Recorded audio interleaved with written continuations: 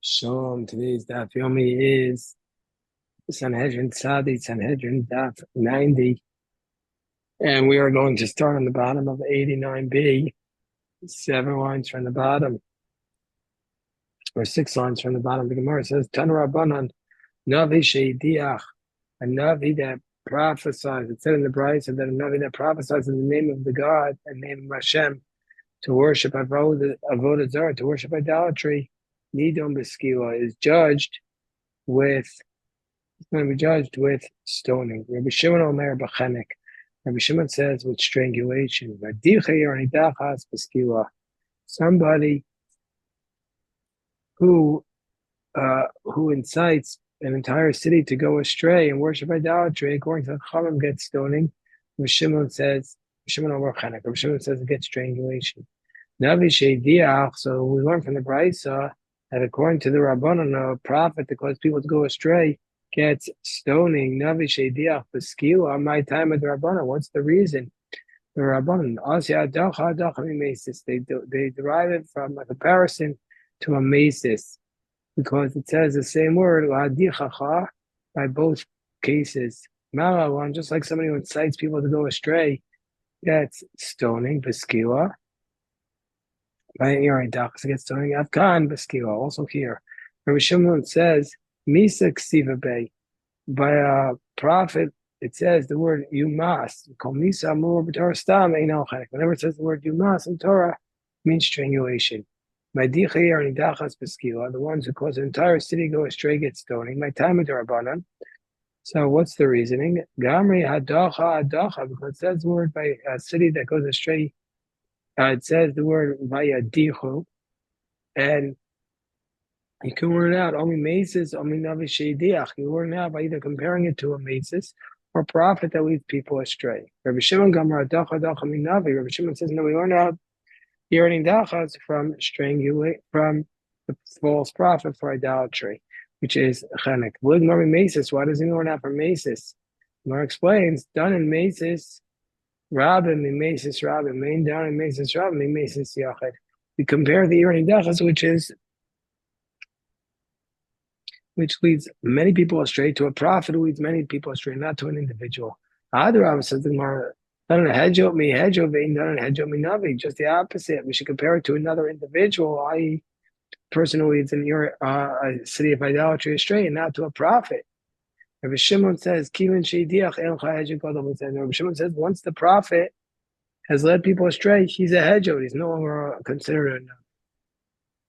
So, Amar Rav Chisda, Macholkos, the Macholkos between the Chacham and Rabbi Shimon, whether a prophet that leads people astray gets stoning, that's the Rabbanan, or strangulation. That's what type of prophecies are referring to? Oker aguf davodis kachavim, where the person does a false prophecy to completely uproot the prohibition of idolatry. According to that, the Chachamim says the punishment is stoning, whereas according to Rabbi Shimon, it's strangulation. And also, kiyum mitzvah subito mitzvah. And so too, if he says to nullify a portion of idolatry, the Rahmana Amar min aderach afil mitzvah saderach, even a portion of it. Oker guf the shar mitzvah so divrei kol b'chenek. But if he wants to completely uproot a different mitzvah, even according to Rabbanan, will be just strangulation. And if he says just to uproot a little bit of a different mitzvah, everybody would say that is exempt, because it says in the pasuk it says davar, and that the rabbis understand this midrash. She says davar shalem. Only if you uproot a complete mitzvah, you get that. So Rav Hamnuna challenges Rav Chisda, because it says he diber surah adicha menadecha asher tzipcha Hashem lalechas ba lalechas. This is a mitzvah zasei. Ba, this is a mitzvah lo zasei. So lalechas is the positive commandment, and ba is a negative commandment. Isalkas daitach bavodas kachavim.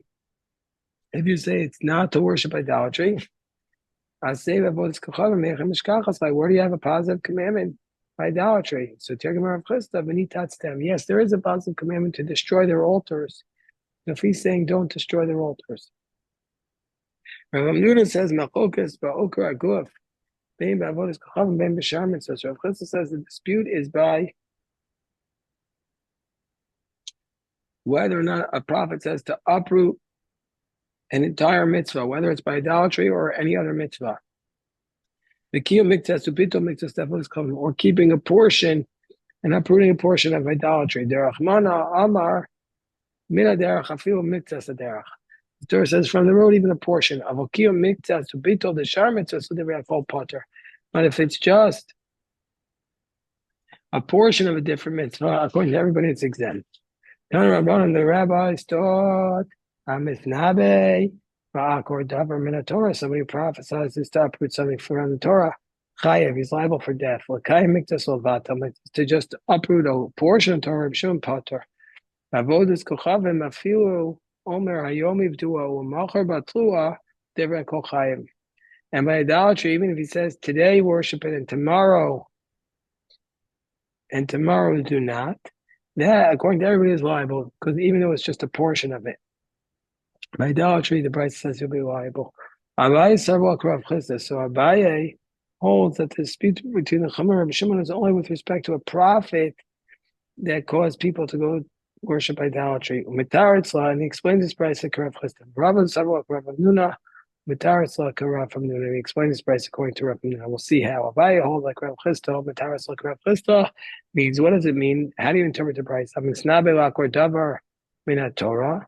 That somebody who gives a complete prophecy from the Torah, according to everybody, this is a mitzvah not like idolatry. Everybody says it gets strenuation. Okay, mitzvah solvata mitzvos, Rabbi Shimon Pater, right? To just keep a portion of the mitzvos. Rabbi Shimon is exempt from the rabbanon. The rabbis would agree.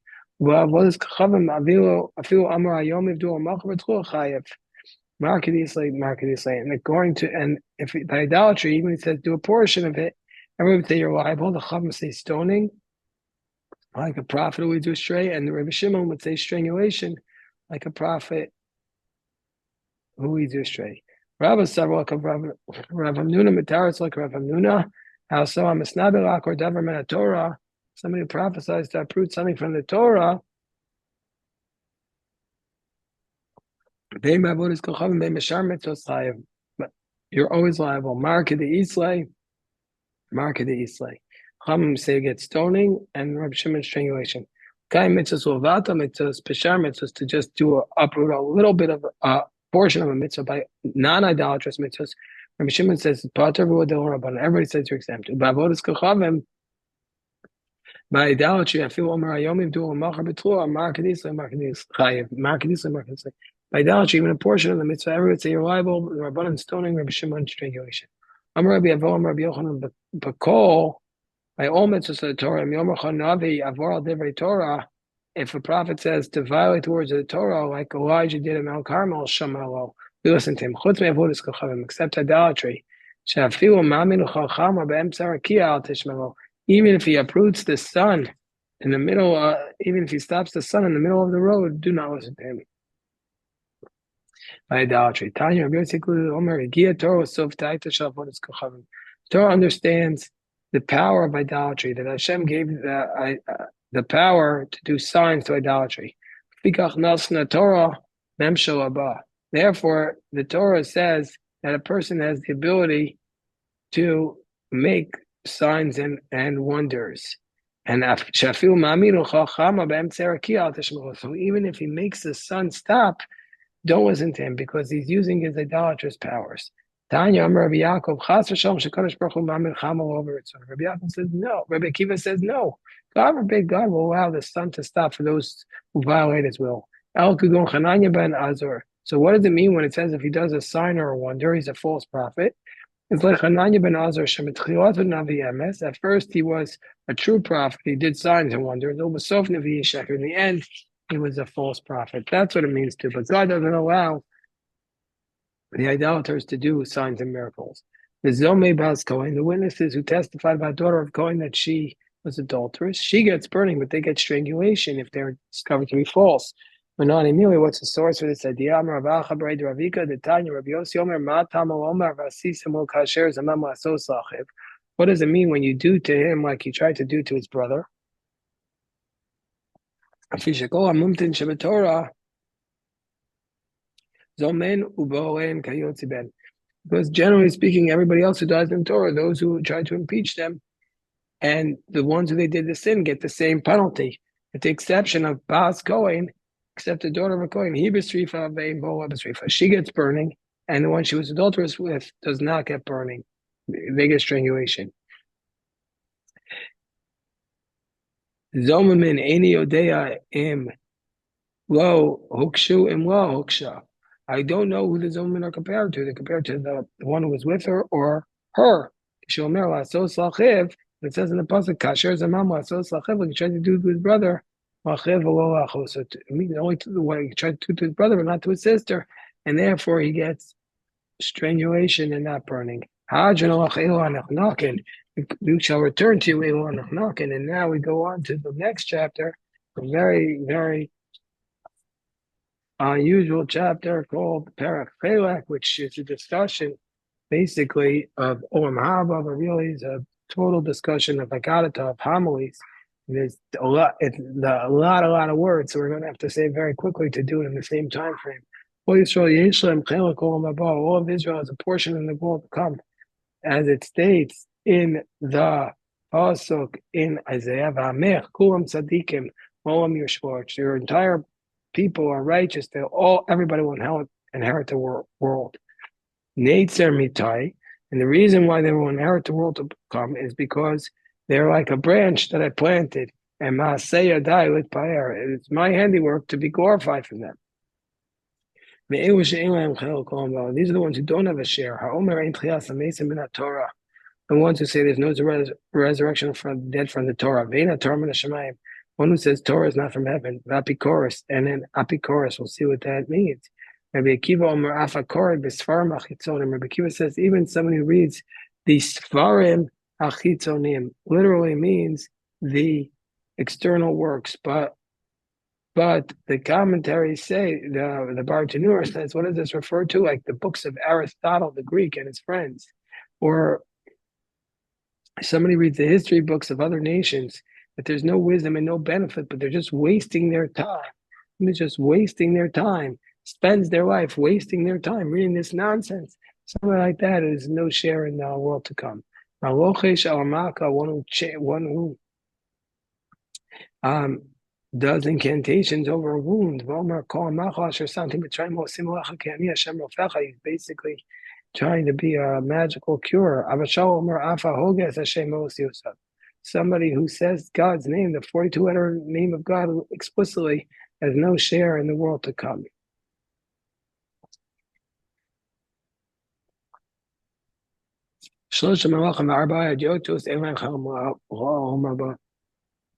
There are 3 kings and 4 regular people who have no share in the world to come. These are them. The 3 kings, Shlosh Malachim, Achav, Yeravam, Achav, and Menashe. Yeravam ben Nevat was the king of Israel, and Achav ben Amri was the king of Israel, and Menashe, the king of Judah.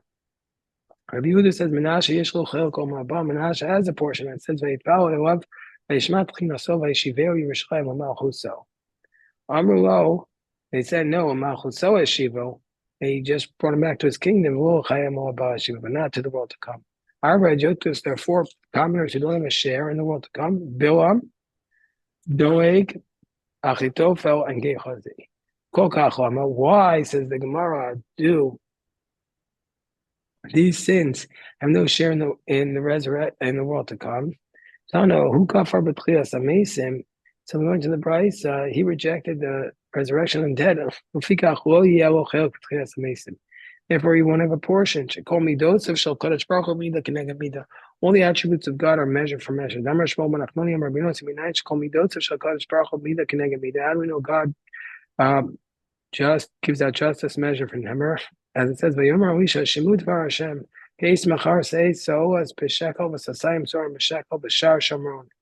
because he says by this time tomorrow the bar will be so cheap. But Yeshana Yado as Isha Elokim, Vayomer Hinei Hashem Oseh Aruba B'Shamayim, Hayeh Davar Zeh. He says, if God will make a sky, will this thing happen? Vayomer Hinach Ro'eh B'Einecha Mishamo Tochel. At least you'll see it and you won't get to eat. And it says, Vayivokin, top of Tzadi Yom Beis, and it was in fact the case. Vayomer so Am B'Shar, people trampled him in the gate Vayamos, and he died. The Dilma Kilas Elisha Garmoy. Maybe it wasn't measure for measure, it was just the curse of Elisha. That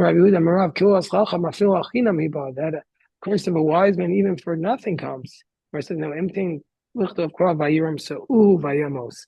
My Bashar, what is it specifically in the gate? Al Iske Shar, he died because of the way he acted in the gate. So, how do we know that resurrection of the dead comes from the Torah? It says, as Chumas Hashem Aaron HaKohen, you shall give the Chuma of God to Aaron HaKohen. Aaron's not going to live forever. He never entered in the land. She knows no Truma. You're going to give him the Truma. So in the future, Aaron will be resurrected, and Jewish people give him Truma. This is the proof.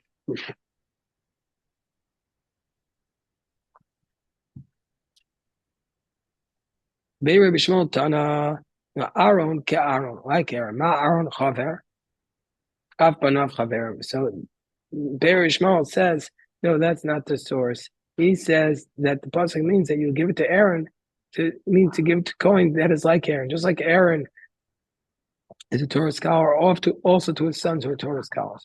So now we see that you shouldn't give it true to the Kohen who's uneducated. It says, the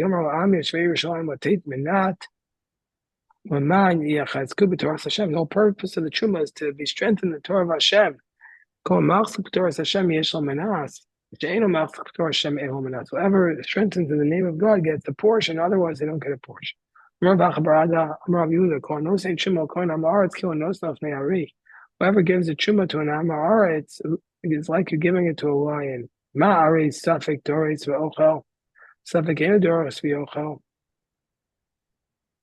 Just like if you give it to a lion, just like a lion who takes an animal from the flock, we're not sure whether he's going to eat the animal before it rots or not, but rather he's going to hide in his den and afterwards he'll eat it. So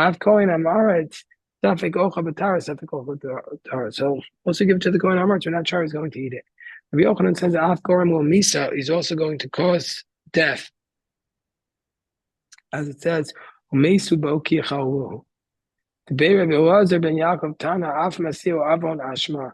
causing the Amaretz, and he's going to carry a lot of sins. As it says, he's going to carry a lot of sins. Tanya, Rabbi Simaya, Omer, another attempt to prove resurrection of the dead from Torah. It says, I will uphold my covenant with you to give to you the land of Canaan. It says, this is what God said to Moshe. It doesn't say he'll keep his promise to the patriarchs that he'll give to their children, land of Canaan, Elohim, meaning to say to give to the patriarchs themselves. I mean, the patriarchs will be resurrected. So the siman is Tzedek Gam Geshem Kam siman.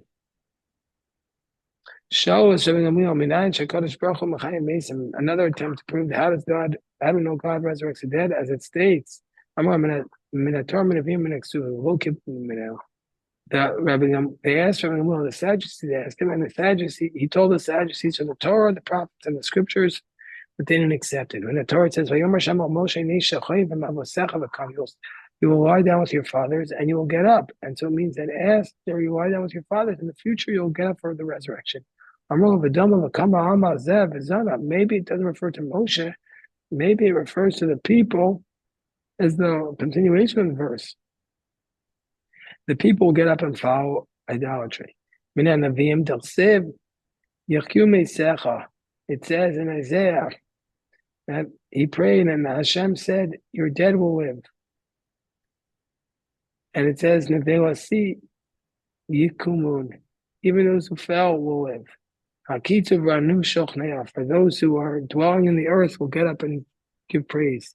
Kital oros terecha, because the dew of the Torah and the mitzvos will be like the dew of the light for the dead. The Eretz Rifayim Tapil, and the land will fall down, and the dead will rise up. The Doma Mesim Shehachi Yecheskel. Maybe this refers to the prophecy of Ezekiel,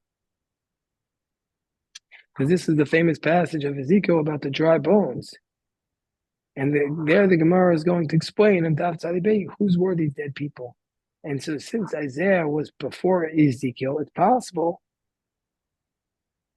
that this was just a reference to Ezekiel's vision, not a general resurrection of dead. We'll see more about them in Daf Tzadi Beis. The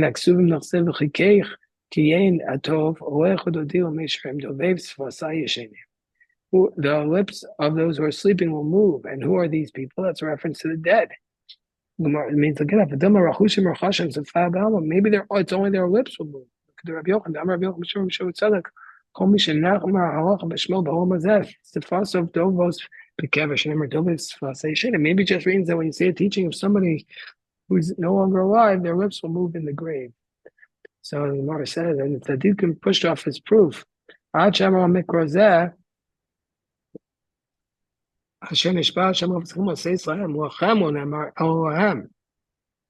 it says, not to you, but to them. This proves that there's prophecy from Torah. Some say that they're going to prove it to them from this verse. That which means it's obviously your life today. Means they are feel beyond shekolom kol mesim atem chayim. But even the day where everybody else is dead, you'll live, and that's the resurrection. Ma yom kolchem kayam afal mabak kolchem kayam. Just like today, everybody's alive, also in the future. Shalom Ramayim Mr. Bishur ben Chananya minayin shekadosh baruch hu machayim mesim yodem mashat tesolos. So the Romans asked Rabbi Shua ben Chananya, how do we know that God will resurrect the dead, and He knows what will be in the future? Amalahu, He said to them, Travail min hamikra azeh. That comes in this verse. And then it says, Moshe will rise up, Moshe will lie down, and then we'll get up. We'll get up with the resurrection of the dead. And the next verse says, this people will commit adultery, follow after the idolatrous gods. So we see from here that God knows the future. The Doma of Kamam Azevizana maybe it just means that God says to Moshe, after you die, these people will get up and worship idolatry. At least we answered half, that God knows what will happen. So Rabbi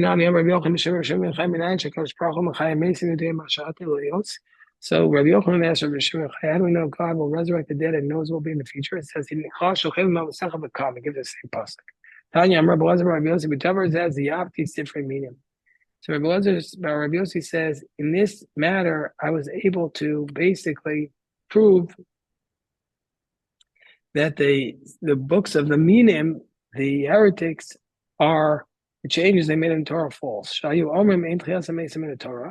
claim there's no resurrection. I said, you forged your Torah, and yet you're saying nothing.